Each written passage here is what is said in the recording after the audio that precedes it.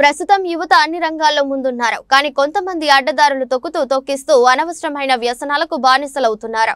Recent గా ఎంతో మంది ప్రభావితం చేసిన బెట్టింగ్ యాప్స్ ఆడటం వల్ల డబ్బులు సంపాదించవచ్చని కొందరు, ఫైనాన్షియల్ స్టేటస్ పెరుగుతుందని మరికొందరు, ఎంటర్టైన్మెంట్ దొరుకుతుందని ఇంకొందరు మాయమాటలు చెప్పి తప్పుదోవ పట్టిస్తున్నారు.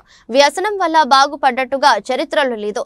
దయచేసి బెట్టింగ్ యాప్లను డిలీట్ చేయండి. ఈ యాప్ కు దూరంగా ఉండండి. మిమ్మల్ని నమ్ముకున్న వాళ్ళ కోసం, మీ జన్మనిచ్చిన తల్లిదండ్రుల కోసం ఒకసారి ఆలోచించండి.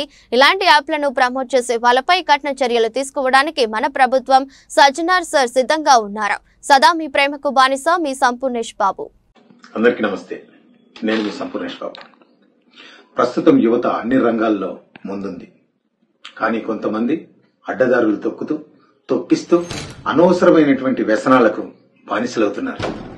అవే రీసెంట్ గా ఎంతో మందిని ప్రభావితం చేస్తున్నటువంటి బెట్టింగ్ యాప్స్.